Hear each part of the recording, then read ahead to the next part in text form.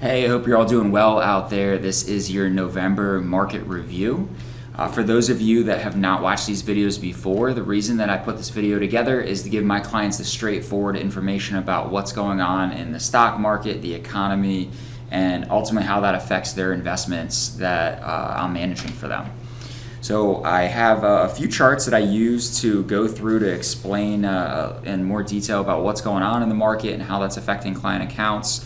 I have about 3 charts here, it looks like, for the month to go through. So this will be a little bit of a shorter one, but I think that it's important to talk through. And there were some things that I've had questions about from clients, so that's why I want to kind of address it and give everybody those the answers to those questions too. So the first chart that I have is showing the return for the S&P 500.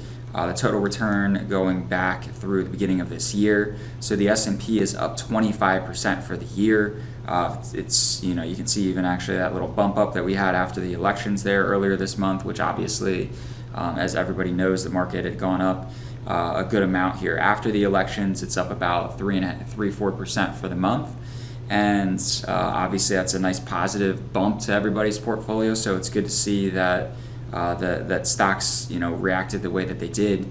And really moving forward, one of the questions that I've had for people or from people is that they're wondering, well, we're at an all-time high right now or very near it. Should I add money right now? And the answer to that just depends on your time frame, and then also depends on your risk. So there's different vehicles that we can put your investments in, some that are more conservative than others, or we can directly have it invested in the stock market. So the more conservative investment ideas, I use a lot of buffered strategies, which if you're not familiar with the buffered strategies, let's set up some time to do a one-on-one conversation if you'd like to talk more about investing some money that you might have liquid, that you want to keep liquid, but have it invested conservatively and make a better return potentially than a high-yield savings account. So these are very low-risk type of investment tools, but it's something that, especially in a year when the stock market is up like it's been, and if stocks continue moving higher, which I believe they will, that's a great tool in order to just make more money on your cash that's sitting there. So if you want to talk more about that, get with me one-on-one. We can do a phone call or a Zoom, whatever works best for you, and talk through that a little bit more. If you're somebody that's just watching this and you're not a client and you'd like to have a conversation about it, let's set up time to talk about that. But there's different tools out there that you don't need to just stick your money in a CD, a high yield savings account, or especially your checking or savings. If you're willing to take even a slight amount of risk. If you need something to be guaranteed, there's short-term treasury bonds that still yield 4.5% to 5%, depending on the bond. And they're a great tool if you want to just keep your money liquid, but have a guarantee to it. So they're not the most tax efficient tool to use, because just like a high yield savings account, you have to pay taxes at an ordinary income level on your high yield savings accounts, or any interest or dividends that you're making, which is always taxed at a higher rate than capital gains or long-term capital gains. So if you're saying the 22% or 24% tax bracket, which basically is anybody out there, if you're a married couple making more than $90,000, you're going to be in that 22 or 24 or potentially 30-something% tax bracket. Capital gains is at 15%. So you're saving a lot of money in taxes if you're having a tool that is creating capital gains versus just paying you dividends and interest, which that's what high yield savings accounts and money markets and CDs, that's what they do, is they pay interest. So making money is not a bad thing. You're always going to pay taxes, but we can plan to limit those taxes if we just invest smarter. So let's talk about that if that's something you guys individually want to talk about. But a couple other questions that I've had about putting money in the stock market at this point is it really depends on your time frame, because if you want to directly invest money in stocks, if you have a time frame of 6 months, that's where one of those buffered strategies or something like that's going to come into play. But if you have a 3, 5, 10-year time frame to leave that money invested, there's no reason that you should wait. So you're trying to time the market, which is never a good idea. really you should just be wanting to consistently get that money invested and have that money grow for you over time. So it's not about timing the market, it's about time in the market. So keep that in mind, and let's talk about that if you'd like to get into that more. Next chart that I have, this goes into talking more about client portfolios here, is showing the S&P 500 and the price, the rate of return for that, and Bitcoin prices, which for clients that I have that are in either moderate or even conservative IRAs, I use Bitcoin as at most 5% within the portfolio, just to help diversify and really add returns, but then just diversification's sake. Bitcoin and cryptocurrencies as a whole are a completely different asset class than stocks or bonds. I've talked a lot in the past about why I don't use bonds, and I use those buffered strategies right now. If you want to check out maybe one of the last market reviews that I put out there, that I talk more about that there.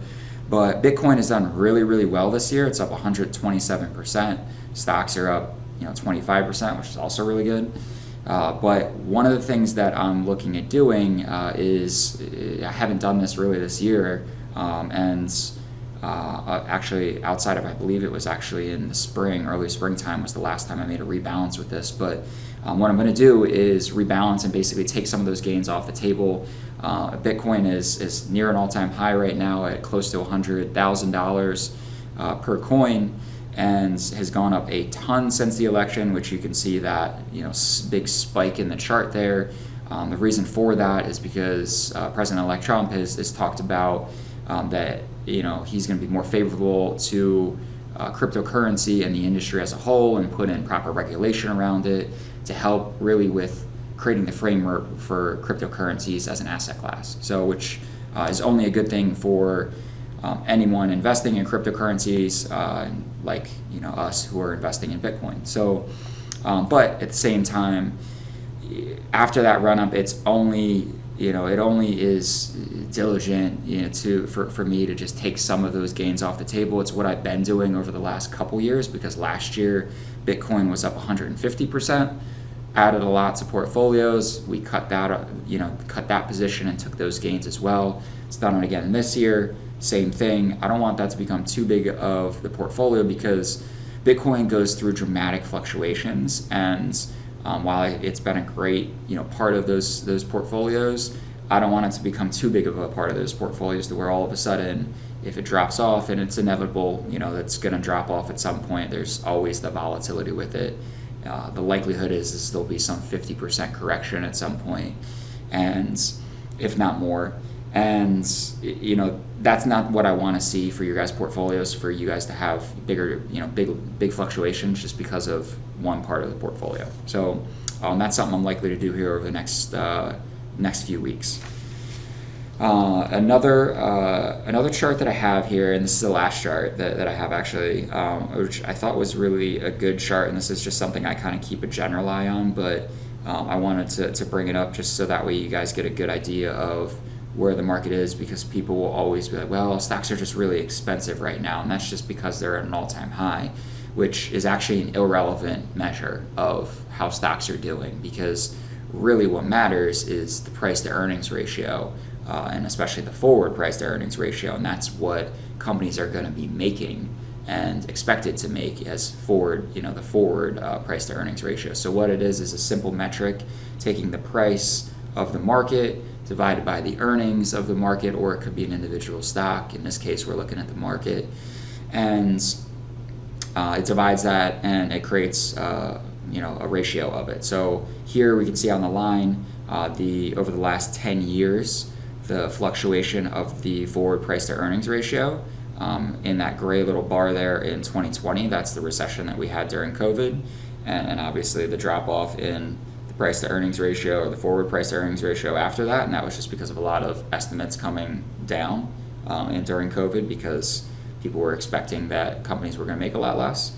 So, and then right now the estimates for companies are on the higher ends. They're at 23 on the index right now, or on this chart, which is definitely putting out a number that is on the higher ends. Those dotted lines in there are the 1 and -1 standard deviation, which just means that 64% of the time the returns will fall between those lines there. So, or the price to earnings ratios will fall between those lines. And you can see over time it mostly has fallen between those lines. But we're on the upper end of it right now, and that's not necessarily a bad thing. It just means that companies need to continually keep reporting higher and higher earnings. Otherwise, we're going to see a stock market correction, because if companies don't report higher and higher earnings, that just means that people right now are paying too much potentially for that individual stock in that case. And this is looking at the entire S&P 500. So this is just looking at this number in like a condensed version of all 500 of those companies. So it's a little bit on the more expensive end, but if there's deregulation, which President Trump has talked about, especially within the financial world, for banks, insurance companies, etc., that'll help with moving those companies forward and helping them earn more money. Banks generally have lower price to earnings ratio, well below the index average, versus technology generally is a lot higher. And that's one of the reasons right now that the overall ratio is higher, is because technology's done so well, and companies have, especially in the technology space, have really benefited from AI, artificial intelligence, being potentially the next big boom within the technology space. So that still kind of needs to come to fruition a little bit more, but I wouldn't be surprised if this number stays around where it's at for a little while. But keep in mind that this could cause some volatility if for some reason there's an earnings recession, and that would likely be caused by interest rates going up. That would be the most probable reason right now that it would happen. And interest rates, the reason that the Federal Reserve would increase interest rates would be because of inflation going up. So right now, inflation is in the 2% range over the last year. So it isn't going up at a very high rate, which is good. And that gives then the Federal Reserve the option to then actually lower interest rates, which is also good for the market, and the bond market as well. So in just the general overall economy, because that just makes things cheaper. Think buying houses, cars, really anything you're going to get a loan for. But that could also spur on inflation, because people like you or I might go get those loans to buy a house or a car, and what that's going to do is then drive prices up on that, which is inflation. So it's that balancing act that the Federal Reserve has to do to make sure inflation doesn't get too high, but then also managing it so then they don't run the economy into the ground. So this was a chart I thought was just a good, interesting chart to look at, because I often will get people that are like, oh, we're at an all-time high, stocks are just too expensive right now. And while they're on the more expensive side, over the last 10 years, they're not the most expensive that they've been. And if we fast forward, even if we would have bought the peak of 2022, when stocks were even more expensive than they are right now, you'd be in a higher spot, if we just held through that drop that 2022 had, and then we've had the rebound of 2023, and then the continued growth here in 2024.